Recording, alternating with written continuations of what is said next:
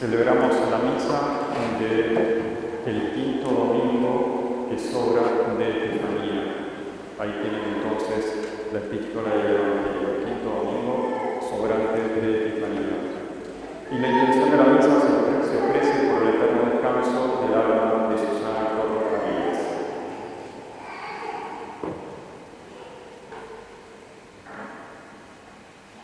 ¿Queréis que vayamos a recogerla a la cizaña? No, le respondió, no sea que recogiendo la cizaña arranquéis también con ella el trigo, dejad crecer una y otra hasta la siega. En nombre del Padre, y del Espíritu Santo. Amén. Esta parábola que acabamos de escuchar en el Evangelio de hoy es muy significativa. Nuestro Señor se refiere precisamente a este padre de familia que tiene un campo en el cual ha sembrado un buen trigo, pero una vez que es de noche y se durmieron los operarios, los sirvientes de este padre de familia, vino su enemigo y sembró la cizaña. Entonces, una vez que creció la cizaña junto al trigo y sin poder entonces allí descubrir una de la otra, dicen los operarios que si quiere el Señor que los mande a arrancar la cizaña que ha sembrado este enemigo. Y nuestro Señor, este padre de familia, dice lo siguiente: no lo hagáis, no arranquéis la cizaña, no vaya a ser de que arrancando la cizaña también arranquéis el trigo. Dejad entonces que lo hagan mis operarios al tiempo de la siega. Y con esta parábola entonces nuestro Señor quiere enseñarnos algo muy necesario, muy importante para nuestra vida espiritual: la necesidad de la caridad y de no hacer juicios temerarios, juzgar las intenciones de los corazones de nuestros hermanos, de nuestras hermanas. Uno se puede preguntar, pero ¿qué relación tiene el juicio temerario con el trigo y la cizaña de esta parábola? No quiero que recojáis, dice nuestro Señor en boca de este padre de familia, la cizaña, porque junto con ella arrancaréis el trigo. Como diciendo, ustedes no son capaces de distinguir la cizaña del verdadero trigo. Son diferentes, pero ustedes no son capaces de ver porque son parecidas, entonces van a arrancar una y otra a la vez. Yo pienso que esto se puede aplicar fácilmente entonces a este defecto que tenemos nosotros y que muchas veces cometemos, que es hacer juicios temerarios. Una falta de la caridad. De hecho, en la epístola de San Pablo a los Colosenses se habla de la caridad, ¿no?, como vínculo de la perfección. Dejad entonces, dice el padre de familia, que crezcan los dos, porque ahora ustedes no son capaces de distinguir cuál es el verdadero trigo, y entonces al tiempo de la siega yo les voy a decir a mis otros operarios que arranquen el falso trigo, la cizaña, y la arrojen entonces al fuego, y el trigo guardarlo en el granero. No les toca entonces a los siervos hacer esta tarea, juzgar, discernir cuál es el trigo de la cizaña, discernir entonces el verdadero trigo de la cizaña. ¿Por qué? Porque no saben. En primer lugar, porque han cometido una negligencia, se han quedado dormidos. Y es por eso, por no haber vigilado, que vino el enemigo de este padre de familia y entonces ha sembrado el falso trigo, la cizaña. Y por otro lado, porque no son capaces de distinguir.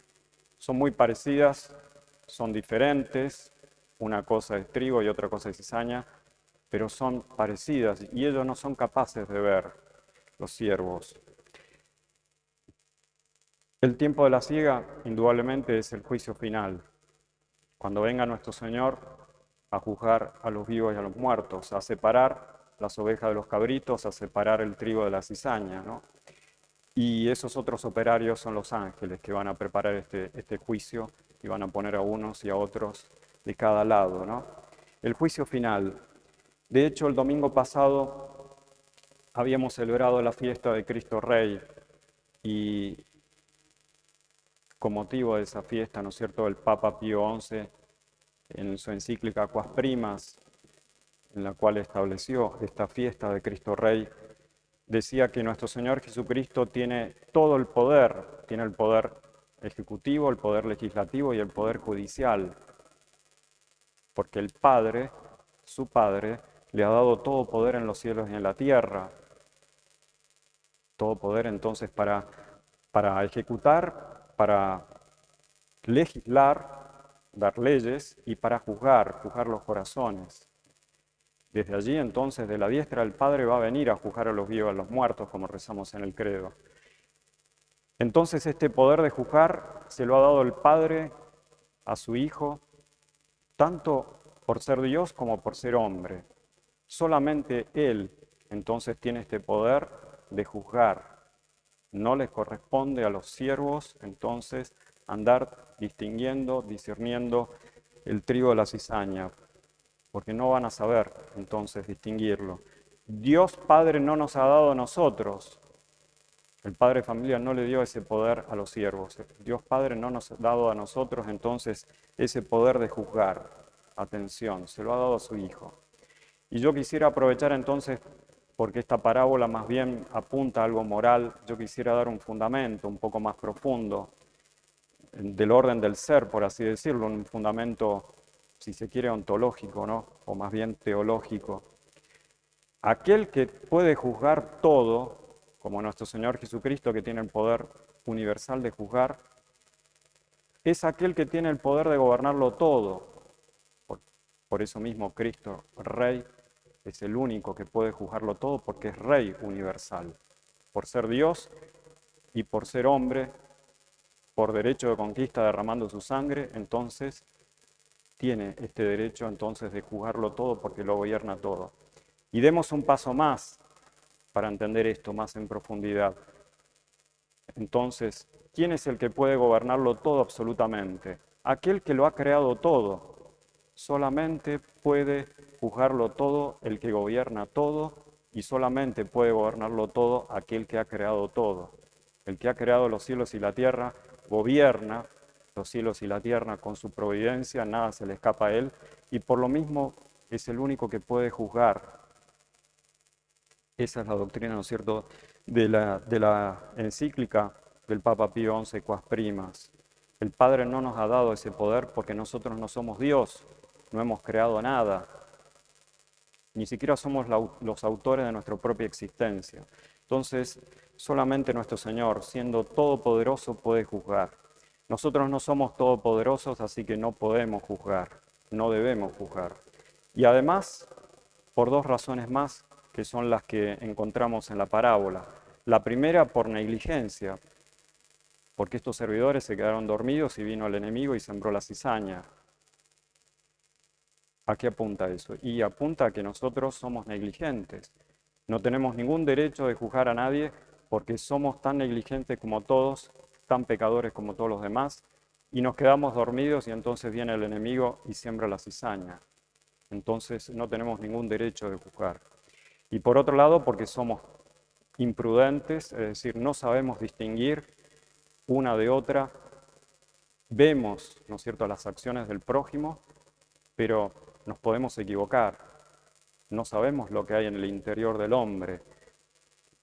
Por eso entonces yo decía que vale la pena leer esta parábola a la luz de este defecto que tenemos todos, que es el juicio temerario, ¿no? Entonces no sabemos lo que hay en las intenciones, en el corazón de nuestros hermanos y hermanas. Aquello que vemos como bueno, en realidad es malo, y aquello que es malo, en realidad es bueno. Nos podemos equivocar, nos guiamos por las apariencias.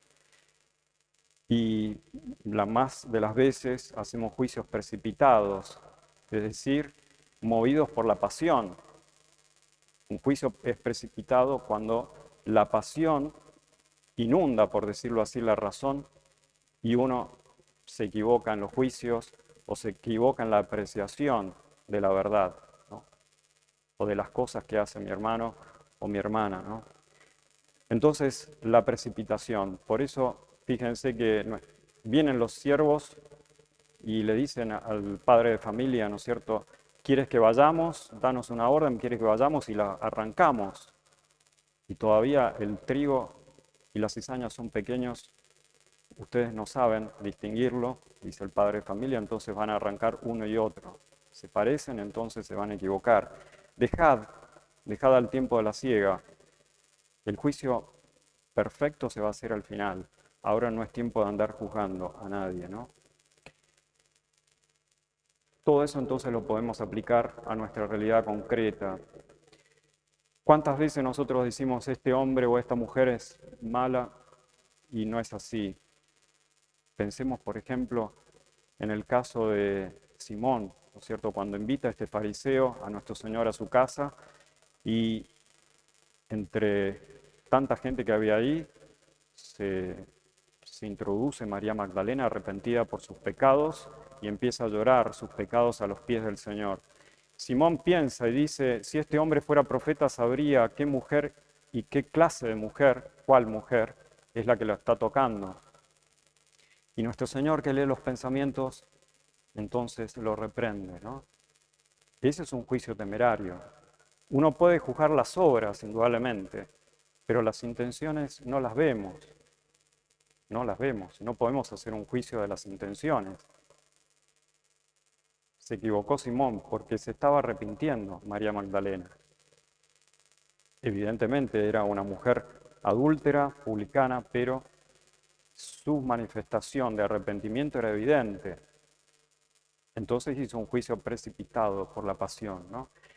¿Cuántas veces hacemos lo mismo? Cometemos los mismos errores. No queremos ver los signos de un arrepentimiento de nuestro hermano y lo seguimos juzgando a la luz de los actos que hemos visto previamente, ¿no?